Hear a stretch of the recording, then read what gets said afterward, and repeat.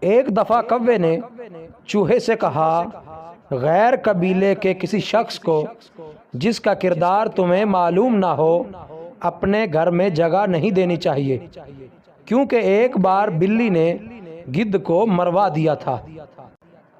ایسا کیوں کر ہوا؟ چوہے نے حیرانی سے پوچھا۔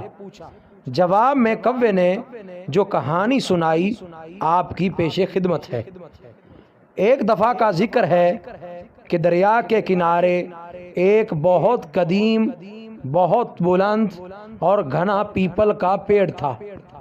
اس پر ایک گدھ کے کنبے کی رہائش تھی۔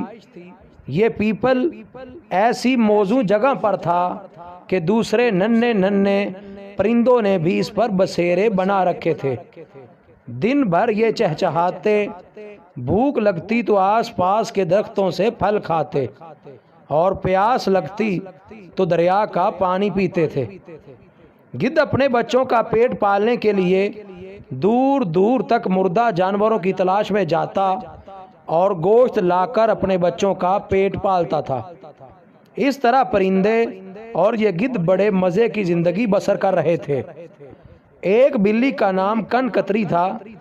وہ چپکے سے ادھر آ نکلی اور پاس ہی ایک درخت کے کھوکھلے تنے میں چھپ گئی اور پرندوں کے ننھے بچوں کی تاک میں رہنے لگی۔ جب کن کتری کو موقع ملتا تو وہ بڑے پیپل کے نزدیک آتی اور بے خبر پرندوں کو پکڑ کر کھا جاتی۔ اس طرح پیڑ کے رہنے والے پرندوں کے سب بچے بلی سے ڈرنے لگے۔ ایک دن جب کن کتری پیپل کے پاس آئی تو گدھ موجود تھا۔ بلی کو دیکھ کر بچوں نے شور مچایا۔ گدھ بڑی روبدار آواز میں بولا، اس طرف کون آ رہا ہے؟ یہ سن کر کن کتری بہت گھبرائی اور جی میں کہنے لگی، اب میری خیر نہیں، میں اس دشمن سے بھاگ نہیں سکتی۔ گدھ مجھے دیکھ چکا ہے، بہتری اسی میں ہے کہ میں جی کڑا کر کے اس کے پاس چلی جاؤں۔ دل میں یہ فیصلہ کر کے بلی آگے بڑھی اور کہا، علی جا، میں آپ کی باندی۔ کون ہو تم؟ گدھ نے پوچھا۔ حضور، مجھ کو حقیر بلی کہتے ہیں، کن کتری نے جواب دیا۔ اگر جان کی خیر چاہتی ہو تو فوراً یہاں سے چلی جاؤ۔ میرے حضور، اس حقیر باندی کی ایک عرض تو سن لیجئے۔ ویسے آپ مالک ہیں، اگر چاہیں تو میری کھال بھی نوچ سکتے ہیں۔ بلی نے نہایت مسکین صورت بنا کر جواب دیا۔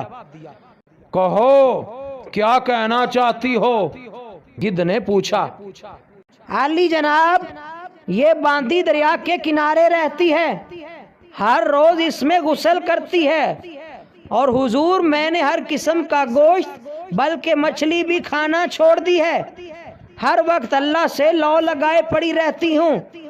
یہاں اس لیے حاضر ہوئی تھی کہ حضور عقل اور تجربے میں اپنا ثانی نہیں رکھتے، اس لیے آپ سے انصاف کی امید تھی، مگر آپ بھی مجھ اجنبی کو بلا قصور مارنا چاہتے ہیں۔ گدھ نے کہا، بلیاں نرم گوشت کھانے کی شوقین ہوتی ہیں، اس لیے انہیں نازک پرندوں کے درمیان رہنے کی اجازت نہیں دی جا سکتی۔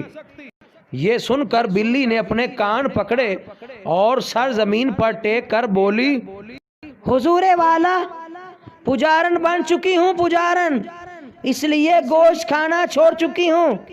حضور مجھ پر یقین کیجئے، میں سچ کہتی ہوں، بالکل سچ۔